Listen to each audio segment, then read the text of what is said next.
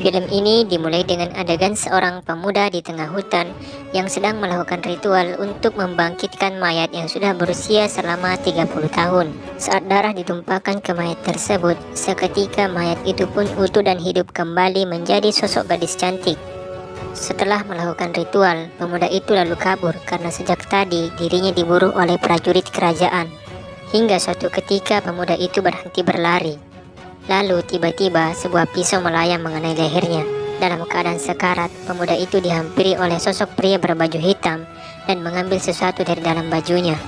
Rupanya itu adalah buku mantra untuk menghidupkan mayat kembali. Pria berbaju hitam itu juga melemparkan pisau ke arah gadis itu, tapi gadis itu berhasil menangkapnya. Lalu ia bertanya kepada pria itu, "Siapa diriku?" Nampaknya wanita ini sedang lupa ingatan atau amnesia. Seketika perhatiannya teralihkan oleh prajurit yang sedang mencari pria itu, dan pria berbaju hitam tadi tiba-tiba menghilang dari pandangannya. Perlahan ia menghampiri pemuda yang sekarat tadi. Ia juga menanyakan hal yang sama kepada pemuda itu. "Siapa diriku? Apakah kau mengenalku?" Namun pemuda itu hanya bisa mengelipkan mata dan mengulurkan tangannya ke wanita itu, dan ia pun mati. Gadis itu pun juga diburu oleh pasukan kerajaan, hingga akhirnya tiba di tepi jurang. Sepertinya ia sedikit mengingat bahwa kejadian serupa pernah ia alami, dan secara tiba-tiba anak panah melesat ke arahnya dan mengenai sedikit lengan kirinya. Lalu ia menjatuhkan dirinya ke jurang, sementara pasukan itu memutuskan untuk pulang. Tak lama kemudian, gadis itu terlihat terbang dari bawah jurang menuju ke suatu tempat. Scene berpindah. Yang ini adalah Kim Min dan rekannya Seopil. Kim Min adalah seorang detektif terkenal di seluruh kerajaan Joseon. Mereka diminta untuk mengusut kasus pembunuhan berantai di Pulau Kanggwa, di mana mayat ditemukan dalam keadaan terbakar. Mereka pun berangkat ke pulau tersebut. Berhari-hari mereka mempelajari penyebab kematian orang-orang di sana, yang katanya dibunuh oleh arwah yang tewas di balai kota Kanggwa 30 tahun silam dan ingin membalas dendam. Suatu ketika gadis itu berada di pasar. Ia kembali melihat pria kepala prajurit kerajaan yang ia temui di hutan beberapa malam yang lalu. Ia lalu berusaha kabur dari tempat itu dan tidak sengaja menabrak tubuh detektif Kim. Seketika tubuh detektif Kim terpental beberapa meter ke belakang. Ia heran dengan kekuatan luar biasa yang dimiliki gadis itu. Kemudian Kim menemukan lagi kasus pembunuhan baru yang sama seperti kasus sebelumnya, di mana hanya tersisa abunya saja karena mayatnya dibakar. Saat mereka sedang diskusi, ia melihat gadis yang menabraknya tadi ada di kerumunan itu. Ia mulai curiga, mungkin gadis itu terlibat dalam kasus pembunuhan berantai itu. Mereka lalu mengejar gadis itu. Saat Kim hendak mengambil topinya, mereka malah dilemparkan satu persatu oleh gadis yang memiliki kekuatan luar biasa itu. Kim meyakini bahwa gadis itu bukan manusia biasa karena memiliki kekuatan yang luar biasa, dan itu tak lazim. Tak disangka gadis itu ternyata diam-diam mengikuti Kim, dengan harapan ia bisa mendapatkan ingatannya kembali. Mereka pun mulai akrab, dan Kim juga terlihat tertarik dengan gadis itu. Mungkin ia menyimpan hati untuk gadis yang memiliki paras cantik jelita itu. Suatu waktu, Kim telah mempunyai asumsi bahwa pelaku pembunuhan berantai itu adalah seorang vampir, berdasarkan bekas gigitan dan jejak yang ia tinggalkan. Dan benar saja, keesokan harinya, mereka memergoki seseorang berjubah hitam sedang menghisap darah dari leher korbannya. Lalu, Kim menyorotinya sinar matahari menggunakan pantulan cermin, dan itu membuat si vampir melepaskan korbannya. Gadis itu lalu mendekati vampir tersebut dan menatapnya. Ia merasa pernah mengenal wajah vampir itu di masa lalu. Kim sedang memeriksa keadaan korban vampir itu, dan tiba-tiba korban itu bangun dan hendak menyerang Kim. Dengan cepat, vampir itu melepaskan panah api ke arah korbannya tadi. Gadis itu berusaha mengejar si vampir, dan akhirnya sang gadis berhasil menghentikan vampir tersebut. Gadis itu bertanya lagi tentang dirinya. Barangkali vampir itu mengenalnya, karena ia sama sekali tidak ingat dengan masa lalunya, begitupun dengan namanya. Vampir itu lalu menjawab dengan jawaban yang mencengangkan gadis itu. Ia mengatakan bahwa dirinya juga seorang vampir. Jika ia ingin ingatannya pulih, maka ia harus meminum darah. Detektif Kim lalu datang menyusul mereka. Setelah sempat terjadi perdebatan antara Kim dan vampir itu, akhirnya mereka saling serang. Tapi sialnya, detektif Kim malah terkena panah pada bagian dada kirinya. Ia lalu ditolong oleh gadis itu. Hari demi hari berlalu. Kim dan gadis itu semakin akrab. Karena gadis itu tidak mengingat namanya, Kim memberi nama gadis itu Wolyung, dan gadis itu pun menyetujuinya. Hingga suatu ketika, gadis itu terluka pada bagian telapak tangannya. Lalu, Kim memaksa ingin melihat keadaan luka pada tangan gadis itu.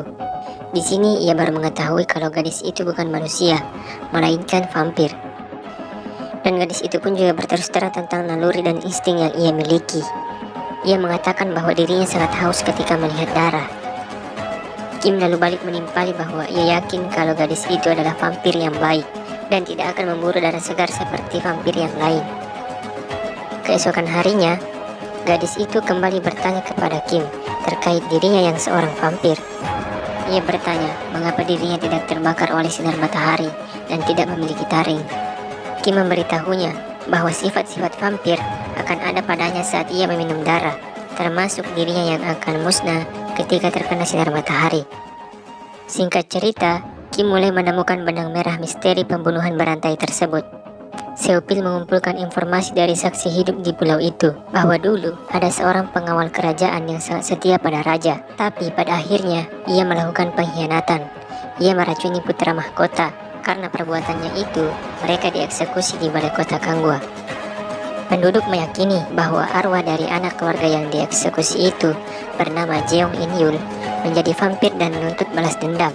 Dari hasil analisa Kim, ia juga menemukan fakta bahwa vampir itu datang setiap 3 hari sekali mengambil darah dan membakar korbannya. Kim juga menemukan siapa yang akan jadi target pembunuhan berikutnya. Mereka sedang merencanakan untuk mencegah hal itu terjadi, sekaligus memusnahkan vampir itu. Hingga saat waktunya tiba, mereka sudah mempersiapkan pasukan dan panah dari perak untuk melumpuhkan vampir yang terus meneror.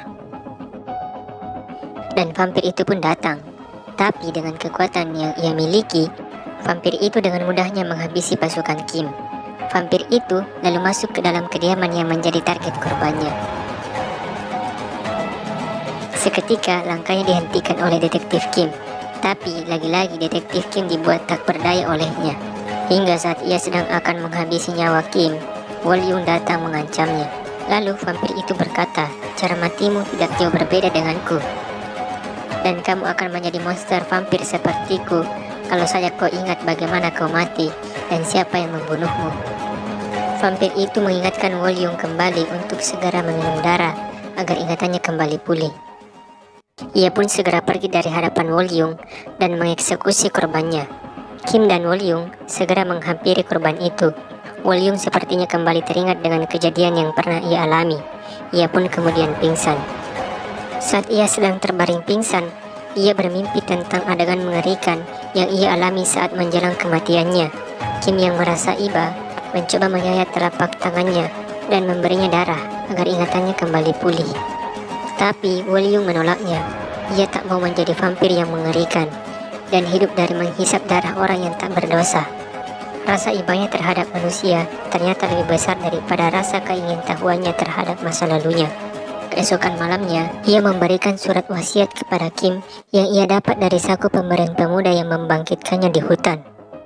Kim lalu berusaha membaca pesan yang terkandung di surat itu. Karena surat itu hanya berisi simbol-simbol yang sulit untuk dimaknai. Tapi dengan kecerdasannya, Kim berhasil menerjemahkan pesan simbol tersebut menjadi alfabet Korea. Isi surat itu berbunyi bahwa 30 tahun silam, putra mahkota diracun dan keluarga Jeong difitnah sebagai pelakunya. Itulah sebabnya Jong Yul menuntut balas dendam atas kejadian yang menimpa keluarganya. Kim terus menerjemahkan pesan tersebut.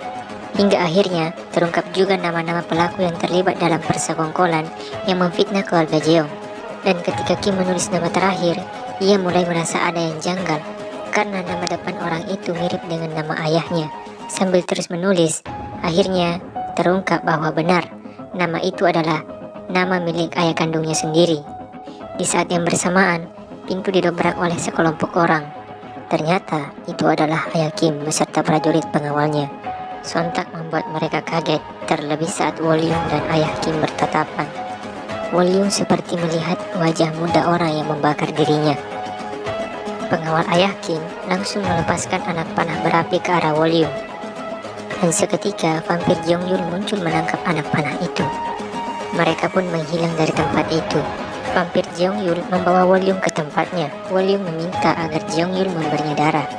Dan seketika permintaannya itu dituruti oleh Jongyul.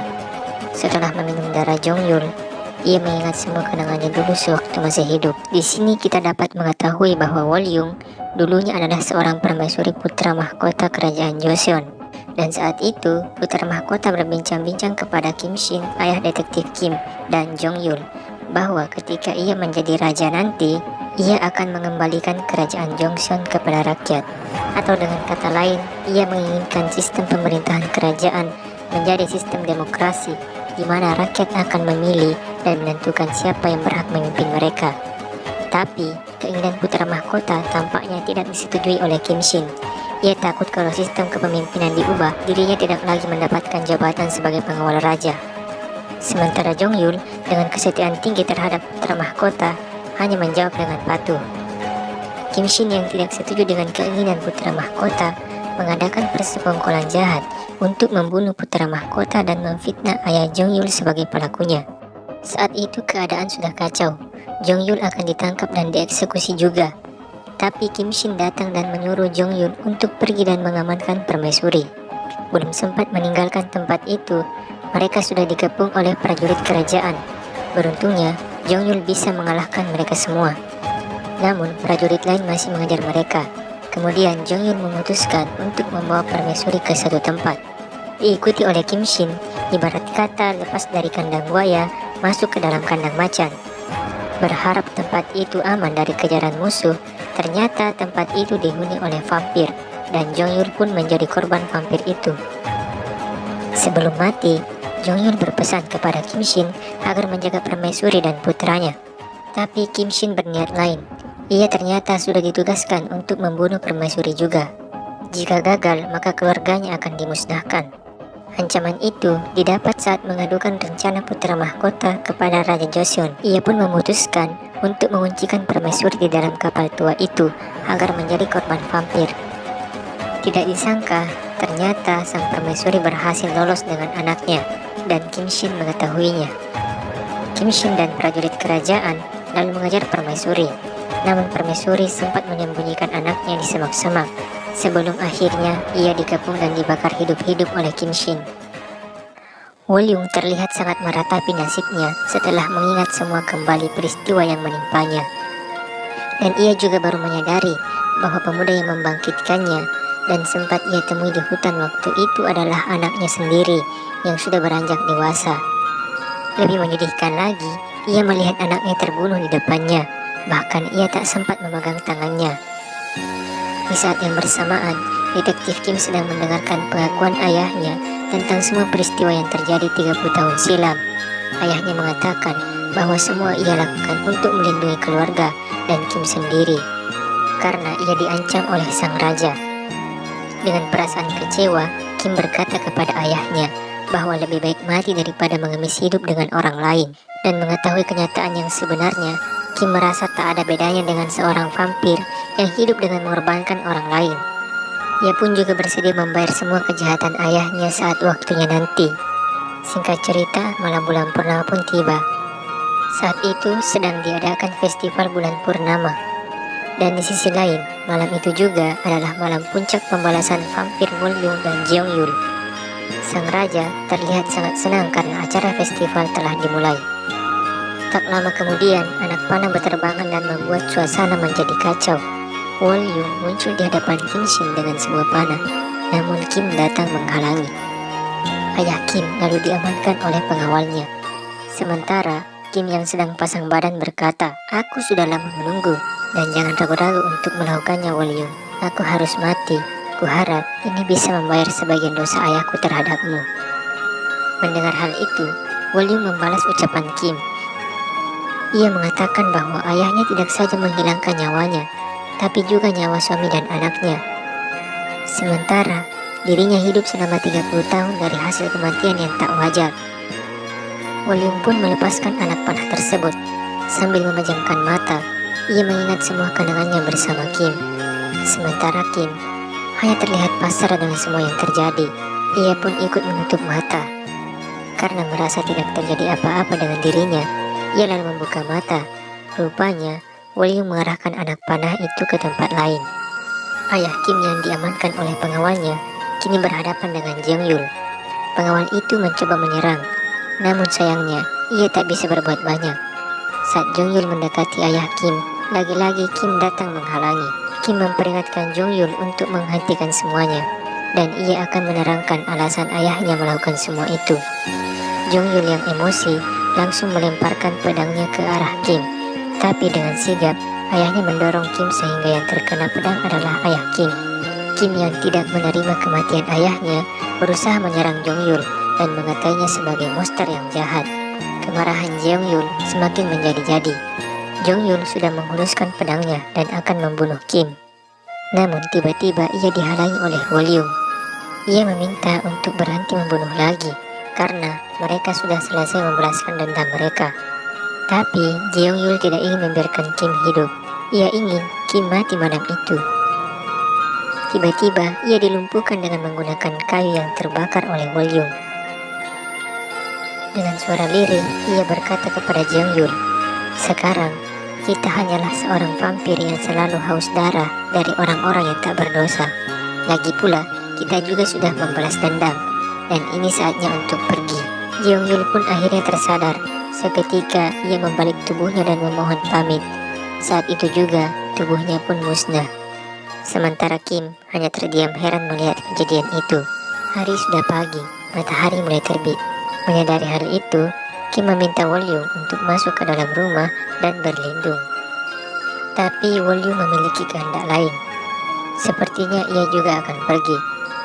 Ia berkata kepada Kim bahwa menunggu itu adalah soal waktu, sementara kepergiannya adalah sesuatu yang pasti. Ia berharap akan berkumpul lagi dengan yang ia rindukan. Ia lalu melihat suami dan anaknya berjalan ke arahnya. Anaknya pun berlari dan Wolyung menyambutnya dengan pelukan. Perlahan, tubuhnya pun musnah oleh cahaya matahari yang terbit. Detektif Kim tak kuasa menahan air matanya. Ia merasa sangat kehilangan Wolyung.